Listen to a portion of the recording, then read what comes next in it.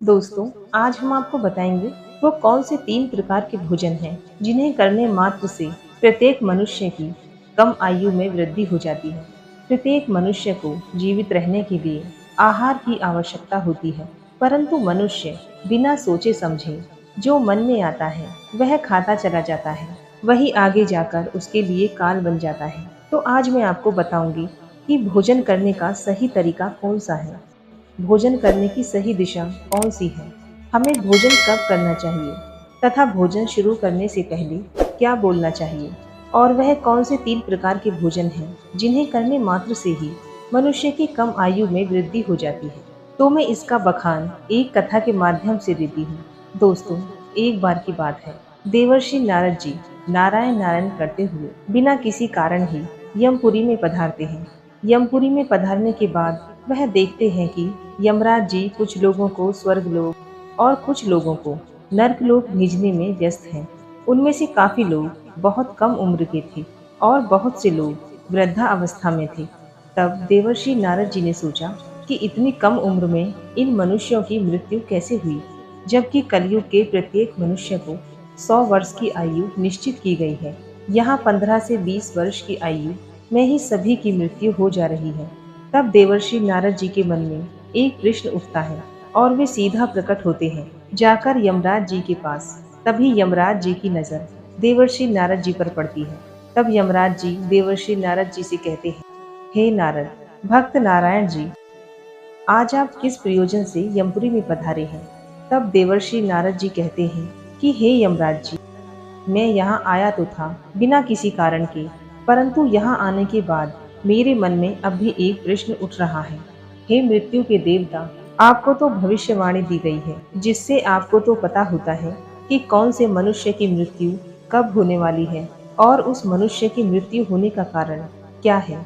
मेरा प्रश्न बस यही है कि वह कौन से 3 प्रकार के भोजन हैं जिन्हें करने मात्र से, जिसके करने से मनुष्य की कम आयु में ही मृत्यु हो जाती है। मनुष्य को किस प्रकार का भोजन करना चाहिए, किस प्रकार का भोजन मनुष्य की आयु बढ़ाने वाला होता है और किस प्रकार का भोजन मनुष्य की आयु को कम करने वाला होता है, और भोजन को किस दिशा में मुंह करके करना चाहिए।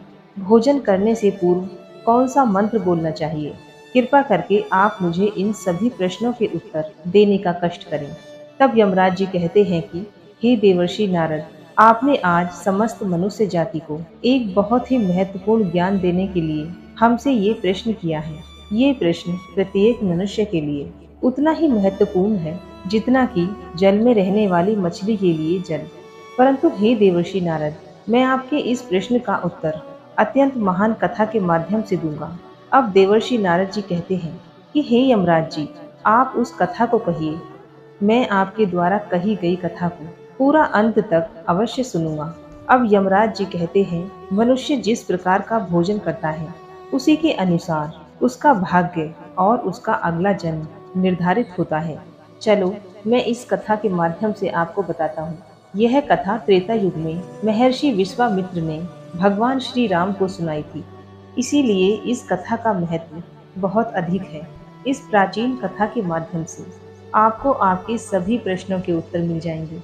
हे नारद जी, इसीलिए आप इस कथा को ध्यान से पूरा अवश्य सुनना और इस कथा का प्रचार भी करना।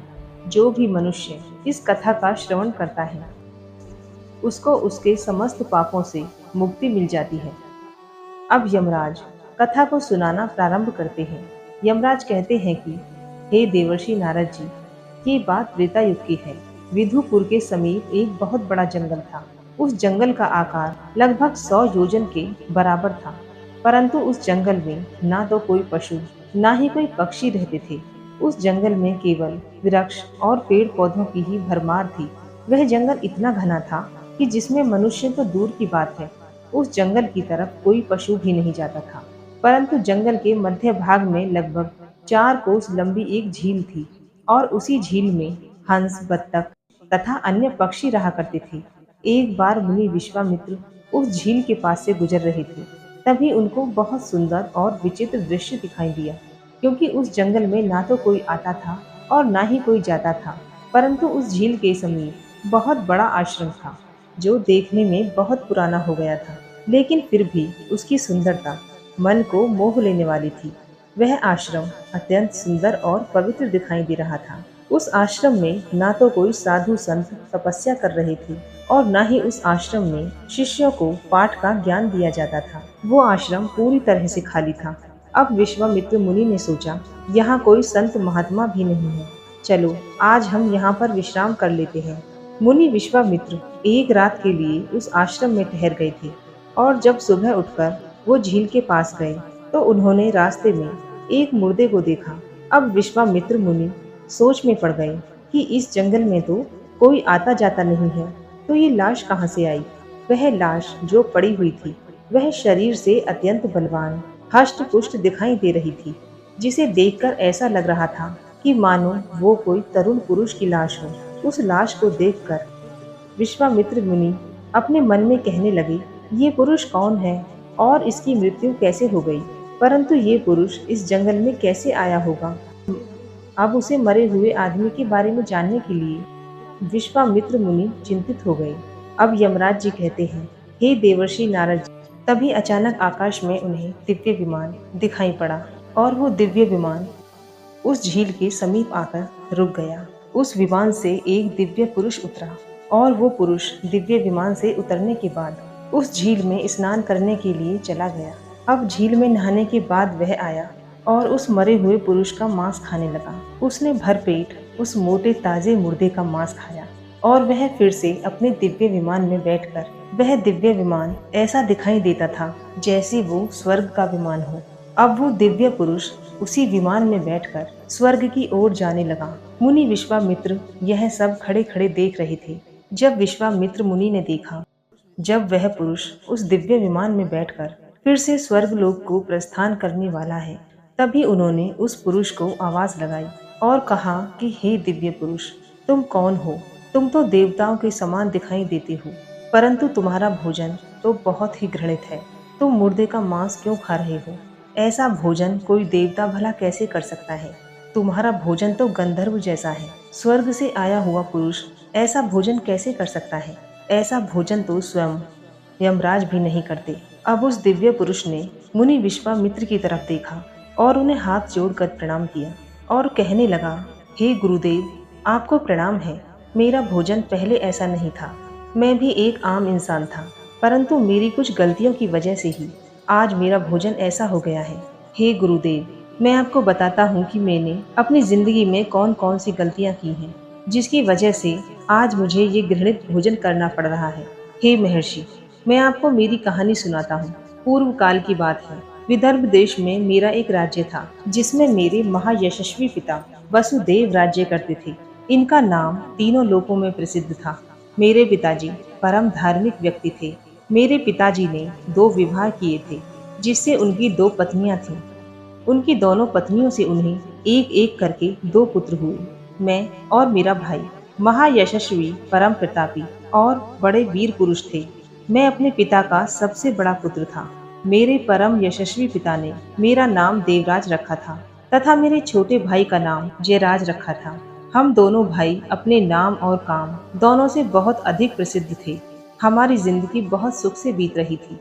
फिर एक दिन अचानक मेरे पिताजी का देहांत हो गया और पिताजी की मृत्यु के बाद मुझे विदर्भ देश का राजा बना दिया गया और मैं वहाँ सावधानी के साथ राज्य चलाने लगा। अब राज्य करते हुए कई हजार साल बीत गए। फिर एक दिन मुझे आध्यात्मिक शक्ति के बारे में पता चला और मैं वैरागी बन गया और उसी दिन मैंने अपने पूरे राज्य में घोषणा कर दी कि मैंने राजपाट का त्याग करने का निर्णय ले लिया है और मृत्यु पर्यंत तपस्या करने का निश्चय। मैं जंगल में रहने के लिए चला गया। विदर्भ देश का राज्य मैंने अपने छोटे भाई विजयराज को सौंप दिया और उसे राजा बना दिया। उसके बाद मैं यहाँ झील के पास आ गया और यहाँ पर आकर मैंने कठोर तपस्या करना आरंभ कर दिया और मैंने 88,000 वर्षों तक इस झील के पानी में बैठकर तपस्या करता रहा। मेरी तपस्या को देखते हुए सभी देवतागण मुझसे प्रसन्न हुए और मेरी तपस्या के प्रभाव से मुझे ब्रह्मलोक की प्राप्ति हुई। लेकिन ब्रह्मलोक पहुंचने के बाद भी मुझे भूख और प्यास अधिक सताने लगी, क्योंकि ब्रह्मलोक में किसी को भी ना तो भूख लगती है ना ही प्यास लगती है और ना ही वह मनुष्य मर सकता है। वह अजर अमर अविनाशी हो जाता है। परंतु मेरी समस्त इंद्रियां भूख से तिलबिला उठती थी। हे मुनिवर, मैंने अपनी इस दुविधा के निवारण के लिए मैंने ब्रह्मलोक के सर्वश्रेष्ठ देवता ब्रह्मा जी के पास में गया और उनसे पूछा, हे भगवान, मैंने तो सुना है ब्रह्मलोक में किसी भी प्राणी को भूख और प्यास नहीं लगती है। फिर मुझे भूख और प्यास इतना क्यों सता रही है? यह भूख मेरा पीछा क्यों नहीं छोड़ रही है? कृपया आप मुझे इस बात को बताइए। मैं वो कौन सी चीज का सेवन करूं जिससे मुझे भूख से तृप्ति मिल जाए? फिर ब्रह्मदेव ने मुझसे कहा, हे राजन, पृथ्वी पर दान धर्म करने पर ही व्यक्ति इस लोक में भूख प्यास से मुक्त हो पाता है। परंतु हे राजन, ना तो आपने अपने जीवन काल में कभी दान किया, द्वार पर आए हुए भिखारी को द्वार से ही वापस लौटा दिया, उसे दान कभी नहीं दिया, कभी किसी भिखमंगे को भीख तक नहीं दी। आप एक राजा थे, आपने अपने राजमहल की समस्त प्रजा को खुश रखा, परंतु तुमने राजमहल में रहकर द्वार पर आए अतिथियों को भोजन नहीं कराया और आपने सदैव ही अनुचित भोजन किया है। और साथ ही आप बिना स्नान किए ही भोजन किया करते थे, जो कि शास्त्रों के हिसाब से गलत माना गया है। साथ ही भोजन शुरू करने से पहले तुमने कभी ईश्वर का धन्यवाद नहीं किया, क्योंकि आपको अगर भोजन की प्राप्ति हो रही है तो वह किसकी वजह से हो रही है? आपको उसके लिए प्रार्थना करनी चाहिए और वही आपने नहीं की। स्वादिष्ट भोजन को दूसरों को दिए बिना ही आपने उस भोजन को ग्रहण किया है। हे राजन, इसी कारण से तुम्हें यह पाप लगा है। इसीलिए तुम्हें ब्रह्मलोक में रहते हुए भी भूख और प्यास का कष्ट उठाना पड़ रहा है। जब आप जीवित थे, आपने जीवित रहते हुए अनेक प्रकार के आहार का अकेले ही सेवन किया है। अनेक प्रकार के पकवान तुमने अकेले ही खाए हैं, दूसरों को नहीं दिए हैं, जिससे तुम्हारा शरीर तो बलवान बन गया, किंतु तुम्हारा पुण्य क्षीण हो गया। और तुमने जो तपस्या की, उससे तुम्हें ब्रह्मलोक में स्थान तो प्राप्त हो गया, परंतु तुम्हारी भूख शांत नहीं हुई। हे राजन, तुम्हारी भूख को शांत करने का मेरे पास एक उपाय है। उस झील के पास तुम्हारा मरा हुआ शरीर पड़ा हुआ है, तुम उसी का मांस खाकर अपनी भूख मिटाओ। जब ब्रह्मा जी ने इस प्रकार से उसे समझाया, तो मैंने ब्रह्मा जी से कहा कि हे प्रभु, अपने शरीर का भक्षण कर लेने के बाद मेरा क्या होगा? उसके बाद मैं क्या खाऊंगा? मेरे खाने के लिए कुछ भी शेष नहीं रहेगा। मैं एक ब्रह्म पुरुष हूँ और मैं किसी जीव की हत्या नहीं कर सकता। तो हे भगवान, मुझे एक ऐसा भोजन बताइए जिसको खाने के बाद मुझे लगने वाली भूख प्यास हमेशा के लिए शांत हो जाए और जो कभी खत्म ना हो। ब्रह्मदेव कहते हैं, हे राजन, तुम्हारा शरीर ही मैंने अक्षय बना दिया है। हे राजन, अब उसे आप चाहे जितना खाएंगे फिर भी वह समाप्त नहीं होगा और ना ही वह बदबू देगा। तुम्हारे द्वारा खाए गए तुम्हारे अपने ही शरीर के अंग दूसरे दिन फिर से ताजा हो जाएगा। इस मृत शरीर के अंग फिर से उग आएंगे। इस प्रकार तुम फिर से उन्हें दोबारा खा सकोगे। तुमको अपने ही शरीर का मांस खाते खाते जब तुमको 100-200 वर्ष बीत जाएं, तो उसके बाद तुम्हारे इस जंगल में महर्षि विश्वामित्र पधारेंगे और उन्हीं के द्वारा तुम इस पाप से मुक्ति पा सकोगे। इस प्रकार से जब ब्रह्मा जी ने उसके पीछे का राज बताया और जब उस दिव्य पुरुष ने, तो उसने सारी हकीकत महर्षि विश्वामित्र को बता दी और कहने लगे, हे मुनि, मेरा शरीर कभी नष्ट नहीं होता है और मैं रोज आकर अपने शरीर का कच्चा मांस खाता हूँ। यही मेरा आहार है। न जाने कब मुनि विश्वामित्र यहाँ पधारेंगे और मुझे इस कष्ट से मुक्ति दिलाएंगे।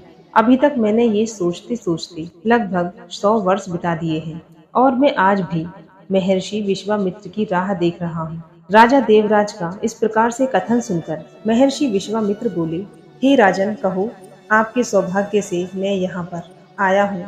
मैं ही मुनि विश्वामित्र हूँ। कहिए राजन, मैं तुम्हारी किस प्रकार से सहायता कर सकता हूँ?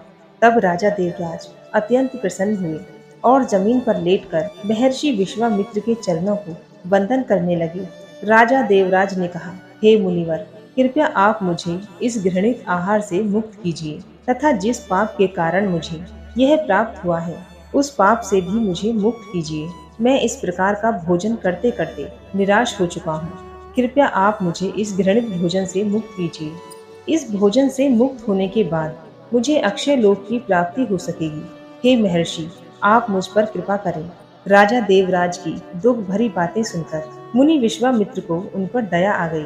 अब महर्षि विश्वामित्र ने उस राजा के शरीर को जैसे ही छुआ, उस राजा का मृतक शरीर वहां से अदृश्य हो गया और वे उस पाप से मुक्त हो गए। और फिर महर्षि विश्वामित्र से आज्ञा लेकर वे उस दिव्य विमान में बैठकर ब्रह्मलोक को चले गए। अब यमराज जी देवर्षि नारद को समझाते हुए आगे कहते हैं, हे देवर्षि नारद जी, इस प्रकार से उस राजा देवराज को दान न करने से उस पाप से मुक्ति मिली। इस प्रकार से उचित भोजन करने के कारण ही विदर्भ देश के महाराज को ब्रह्मलोक में रहने पर भी तृप्ति नहीं मिली और उन्हें पृथ्वी लोक पर आकर स्वयं का ही मांस खाना पड़ा।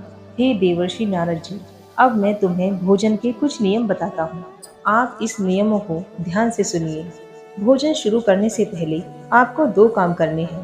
पहला काम आपको यह करना है कि आप भगवान को धन्यवाद करना है, जिसकी वजह से आपको ये भोजन मिल रहा है। दूसरा काम भोजन शुरू करने से पहले यह करना है कि थोड़ा सा अन्न भूमि पर रखना है, ताकि देवता, पशु पक्षी, सर्प दैत्य तथा भूत पिशाच अपने कर्म बंधन से बंधे हुए हैं, उन सभी को अन्न की प्राप्ति हो। यदि भोजन करते समय कोई अतिथि आ जाए तो उसका स्वागत करें और उसे आसन देकर प्रणाम करके उसका सत्कार करें। फिर उसे श्रद्धा पूर्वक भोजन करवाएं, फिर उसे विदा करें, क्योंकि जिसके घर से अतिथि निराश होकर लौट जाता है, उसे वह अपने पाप देकर हमारे शुभ कर्मों को ले जाता है। यमराज जी आगे कहते हैं, देवेश नारद जी, भगवान श्री कृष्ण ने स्वयं बताया है कि पिता के घर में रहने वाली कन्या, गर्भ धारण की हुई स्त्री तथा वृद्ध को भोजन कराने के बाद ही भोजन करना चाहिए। इन सभी को भोजन कराए बिना जो स्वयं भोजन ग्रहण करता है, उसका भोजन पाप में बन जाता है। ऐसा व्यक्ति नरक में ही जाता है। जो स्नान किए बिना ही भोजन करता है, उसका भोजन मल भक्षण के समान हो जाता है। जो मनुष्य बालक अथवा वृद्ध के हिस्से का भोजन करता है, उसका भोजन विष्ठा के समान हो जाता है। और जो बिना दान किए ही भोजन को ग्रहण करता है, उसका भोजन विष के समान बन जाता है। मनुष्य को कभी भी दुराचारी व्यक्ति के द्वारा अथवा दूसरों द्वारा अपमानित करके दिया गया भोजन कभी भी ग्रहण नहीं करना चाहिए। इससे उस मनुष्य को पाप लगता है। परोसे हुए भोजन का अग्रभाग अग्नि को देकर ही भोजन करना चाहिए। भोजन को एकाग्रचित्त होकर करना चाहिए। प्रथम मीठा, फिर लवण और खट्टा और अंत में कटु एवं तीखे पदार्थों का सेवन करना चाहिए। 3 निवाले मौन होकर ग्रहण करने चाहिए। ऐसा करने से व्यक्ति के सभी पाप कर्म तुरंत नष्ट हो जाते हैं और पुण्य कर्म बढ़ने लगते हैं। भगवान की कृपा से उसे जीवन भर अन्न की कमी महसूस नहीं होगी। यमराज जी आगे कहते हैं, देवर्षि नारद जी, पूर्व दिशा में बैठकर भोजन करने से व्यक्ति मानसिक तनाव से तथा रोगों से मुक्त हो जाता है। बीमार बुजुर्गों को स्वास्थ्य में सुधार आता है, क्योंकि पूर्व दिशा उगते हुए सूर्य की दिशा होती है और सूर्य देव बल, आरोग्य तथा दीर्घ आयु प्रदान करते हैं। विद्या की अभिलाषा रखने वाले मनुष्य को उत्तर की ओर मुख करके भोजन करना चाहिए। यह दिशा देवी सरस्वती की दिशा है। ध्यान रहे, दक्षिण दिशा की ओर मुख करके भोजन ना करें, यह मृत्यु की दिशा होती है।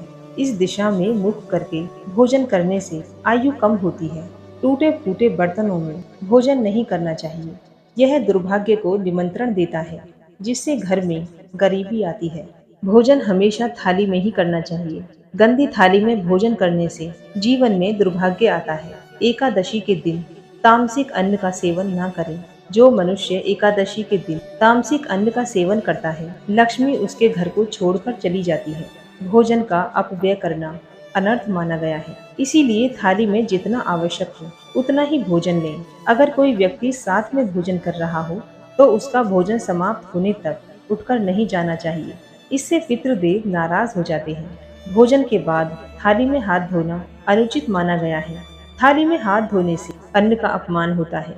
भोजन के बाद थाली में हाथ धोने वाले लोग नीच योनि में जन्म लेते हैं। सबसे महत्वपूर्ण बात ध्यान रहे कि व्यक्ति को बिस्तर पर बैठकर कभी भी भोजन नहीं करना चाहिए। ऐसा करने से व्यक्ति कई प्रकार के रोगों से ग्रसित हो सकता है। भोजन केवल जमीन पर आसन बिछाकर उस पर बैठकर ही करना चाहिए। भोजन करते समय दिशाओं का ध्यान रखना बहुत ही आवश्यक होता है।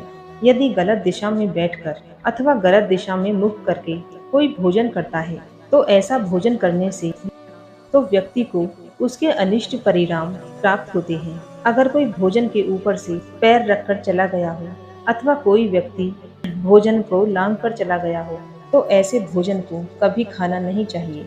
ऐसा भोजन अशुद्ध हो जाता है। ऐसे भोजन को पशुओं को खिला देना चाहिए। भोजन करते समय वेदों का उच्चारण नहीं करना चाहिए। शास्त्रों के अनुसार स्त्री को पति के भोजन के बाद ही भोजन करना चाहिए। यदि पति घर से दूर हो, पति को ध्यान करके भोजन ग्रहण करना चाहिए। इससे पति की आयु लंबी होती है और पत्नी सदा सुहागन रहती है। पति से पहले भोजन करना शास्त्रों में अशुभ माना गया है। इससे पति की आयु कम हो जाती है। इसके साथ ही विष्णु पुराण के अनुसार पति और पत्नी को एक ही साथ बैठकर भोजन नहीं करना चाहिए। ऐसा करने से दोनों में कलेश और विवाद पैदा होता है।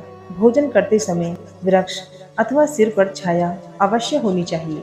केवल एक वस्त्र पहनकर ही भोजन करना अनुचित होता है अथवा नग्न अवस्था में भोजन करना अशुभ होता है। इससे जीवन में दुर्भाग्य आता है। सवारी पर बैठकर तथा किसी वाहन पर बैठकर भी भोजन ग्रहण करना अनुचित होता है। तब नारद जी कहते हैं, हे यमराज, मैं आपके द्वारा सुनाई हुई कथा को संपूर्ण जगत में विख्यात करूंगा। दोस्तों, आपको ये कथा कैसी लगी हमें कमेंट करके अवश्य बताइएगा। और इस वीडियो में आपको ये भी जानने को मिला है कि वह कौन कौन से भोजन हैं जिन्हें करने से मनुष्य को क्या क्या तकलीफ हो सकती है। दोस्तों, यदि आपको वीडियो अच्छी लगी हो तो हमारी वीडियो को लाइक करें, चैनल को सब्सक्राइब करना ना भूलें। मिलते हैं ऐसी नई जानकारी के साथ।